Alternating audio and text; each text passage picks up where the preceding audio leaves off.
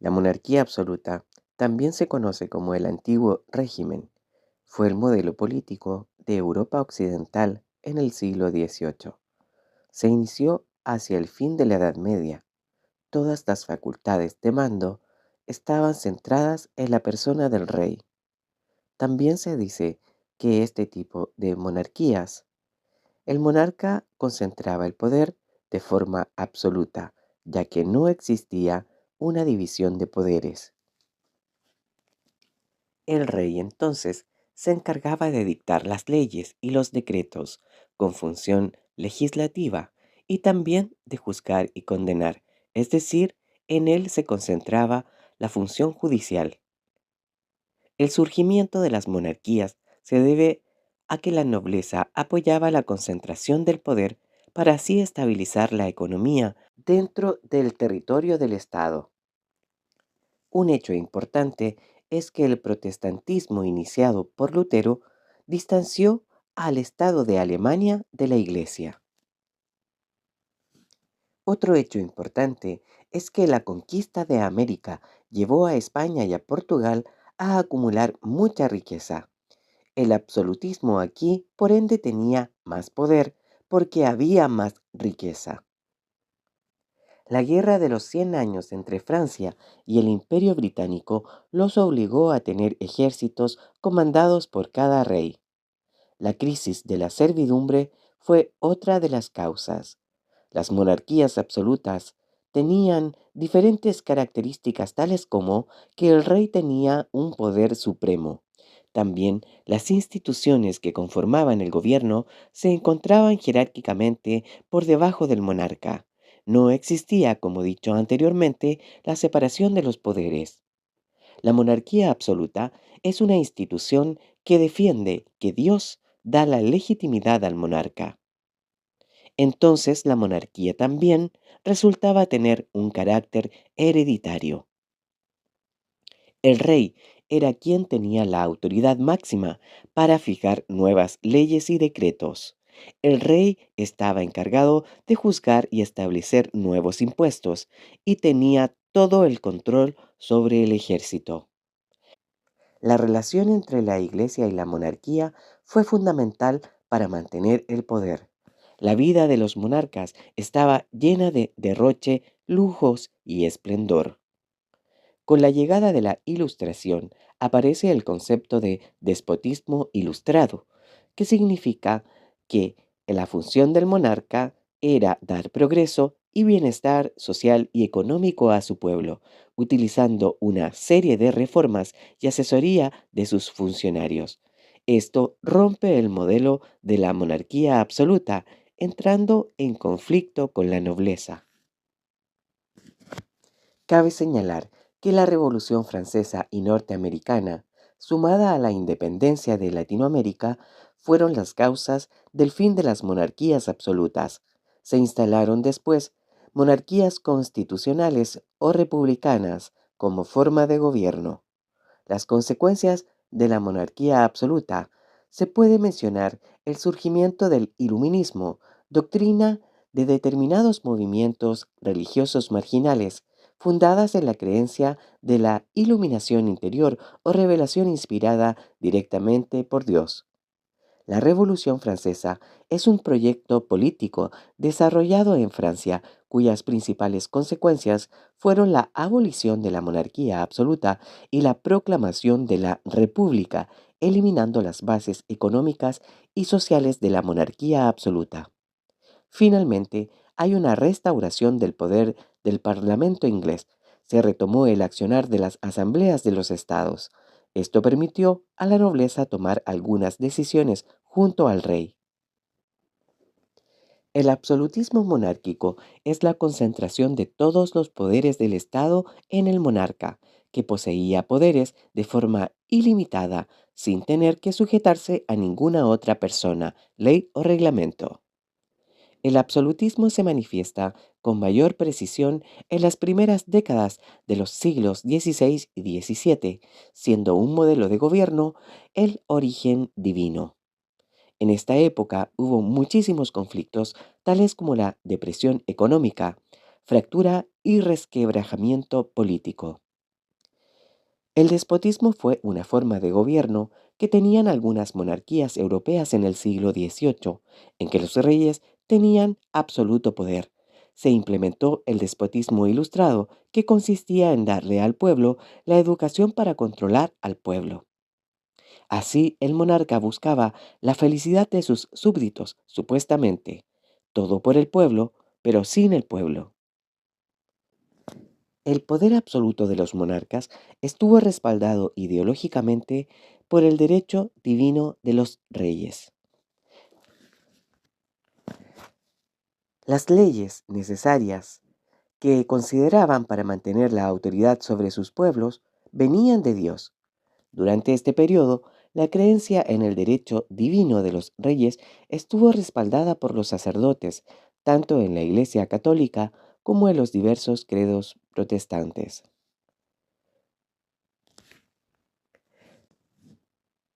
No había división de poderes. Las decisiones eran emanadas por el rey sin cuestionamiento. Los habitantes son súbditos que están sometidos a la autoridad del rey. No hay cargos electivos mediante el voto. La sociedad es estamental. Habían clases sociales y títulos nobiliarios. Sin embargo, en la monarquía parlamentaria se puede ver una forma de gobierno en que el poder del monarca ya estaba algo limitado por el parlamento. Esta forma de gobierno hoy en día sigue existiendo. El rey ejerce la función de jefe de Estado, pero está bajo el control del poder ejecutivo y legislativo. Se dice que el rey reina, pero no gobierna. En las monarquías parlamentarias existe la división de poderes. Las decisiones son emanadas por el Parlamento y regulan el funcionamiento del Estado, así como la actuación y funciones del rey. Los habitantes son ciudadanos que gozan de derechos políticos. Hay cargos electivos mediante el voto. Hay libertad de expresión. En este sentido, la burguesía apoyaba la concentración del poder para estabilizar de esta forma la economía dentro del territorio de un Estado. La necesidad de juntar fuerzas militares, como es el caso de la Guerra de los 100 años entre Francia e Inglaterra. Esto se dio porque querían resolver quién controlaría las enormes posesiones acumuladas por los monarcas ingleses en territorios franceses. Esto obligó a los monarcas a tener ejércitos comandados por el rey. Guerras en Europa. España implementó la monarquía y su ambición por el poder creó diferentes conflictos. Los más destacados son la Guerra de los 30 años. Esta fue una guerra de religión que enfrentaba a España, que defendía a los católicos contra los protestantes que estaban en los Países Bajos. España es la gran perdedora de los territorios. Francia pasa a convertirse en la gran potencia europea. La Guerra Franco-Española. En esta guerra Francia quiere quitar el poco poder que le queda a España en los Pirineos. España pierde posesiones que tenía en Francia. Guerra a la sucesión del trono español. Esta guerra se produce como consecuencia de falta de herederos de Carlos II. Sin embargo, él decidió como heredero al heredero Felipe de Anjou de Francia. A Inglaterra no le gustó aquello, y ante esta situación se inicia el Tratado de Utrecht. España es la gran perjudicada que pierde los territorios que le quedan en Europa. Francia pierde su poder. Inglaterra se convierte en la primera gran potencia mundial. El Renacimiento es el gran movimiento artístico y filosófico que se produce en Europa a finales del siglo XV, que se inició en la ciudad de Florencia en Italia. Este movimiento se manifiesta particularmente en las artes, admirando y tomando como modelo la antigüedad clásica y su antropocentrismo. Se da interés al cuerpo humano, cuya anatomía se estudia y copia cuidadosamente. El nombre de Renacimiento alude a los que el movimiento quiso hacer, es decir, un renacer en la cultura greco-latina. El individualismo en esta época de la clase burguesa intentó dejar atrás las actitudes empresariales que mantuvo en la Edad Media. Los burgueses y nobles de la alta sociedad enmarcaron su figura en estatuas y pinturas, mientras que los artistas firmaban cada obra que pintaban. La fe se ve cuestionada. Los renacentistas iniciaron una búsqueda para encontrar nuevos conocimientos. El hedonismo. El ser humano deja de lado la búsqueda del sufrimiento hacia los demás, buscando ahora los métodos para el placer propio y la búsqueda de una satisfacción personal. Aparece el humanismo. El hombre pasa a ser el centro del universo, adquiriendo importancia por sobre todas las cosas. Los renacentistas creían en Dios, pero no de la misma forma que lo hacían en la Edad Media. El naturalismo. El hombre se vuelve uno con la naturaleza, estableciendo una conexión mística con el universo. El realismo. Los artistas realizaban sus pinturas analizando cada uno de los aspectos fundamentales, obteniendo el máximo nivel de conocimiento de sus pinturas. El mecenazgo. En el Renacimiento, la cultura estaba financiada por los mecenas, que eran personas de gran poder como los banqueros, los aristócratas, papas y comerciantes de la época. El Trecento. El Trecento es el Renacimiento temprano. Es una etapa transitoria del siglo XIV durante el cambio de la Edad Media a la Edad Moderna. Las representaciones artísticas ya exponían un cambio de creatividad, especialmente en la pintura. Los artistas más destacados fueron, por ejemplo, Boccaccio. El Quattrocento. El Quattrocento abarcó todo el siglo XV.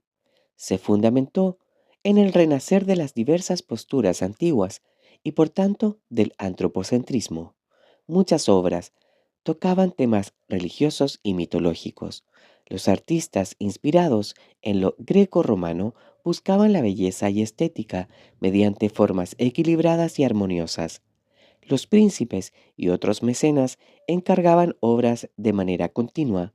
Esto ayudó a la difusión del arte y de sus creadores. Se construyeron gran cantidad de iglesias y palacios. En la arquitectura se recuperaron estilos como los arcos, cúpulas y columnas. En la pintura y escultura se imitó a la naturaleza, especialmente a la anatomía del ser humano. Entre artistas reconocidos podemos encontrar a Filippo, Leonardo da Vinci, Botticelli, entre otros. Cinquecento. Es el Alto Renacimiento, la tercera etapa del Renacimiento que se llevó a cabo en la primera mitad del siglo XVI. Tuvo su mayor expansión por el resto de Europa, tomando influencia de diversas partes. Los artistas recibían encargos de obras para diversos palacios. Se construyó la nueva Basílica de San Pedro en el Vaticano. Muchas de sus obras se distanciaban de los temas religiosos. Finalmente, el Renacimiento dio paso al manierismo, lo que representó un punto de inflexión hacia el estilo barroco de la era posterior. Artistas destacados de esta época fueron Michelangelo Buonarroti, Rafael Sanzio, entre otros. La invención de la imprenta fue demasiado trascendente para esta época. Los antiguos chinos fueron los primeros impresores. El objeto más antiguo impreso es un amuleto budista.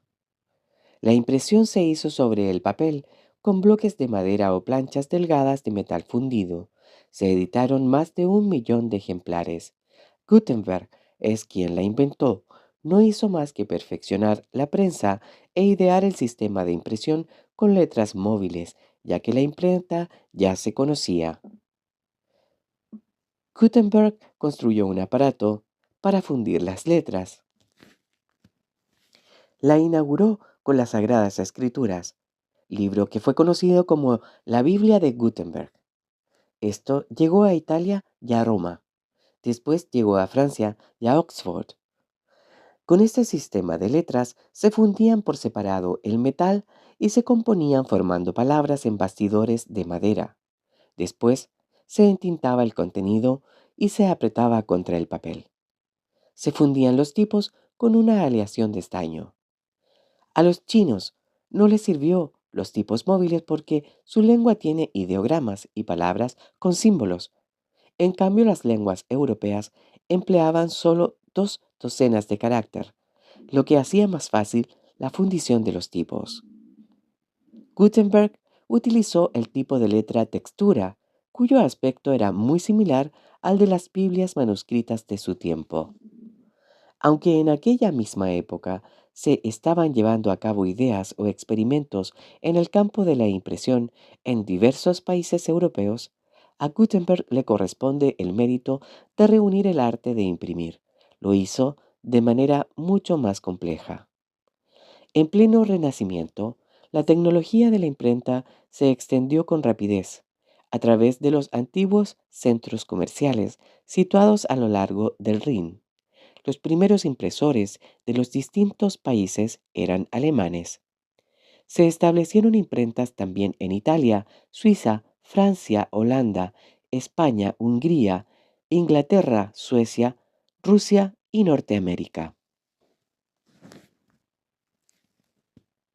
En el año 1500, en 300 ciudades, 1700 habían impreso muchas ediciones diferentes. Habían 20 millones de ejemplares en materias legales y religiosas.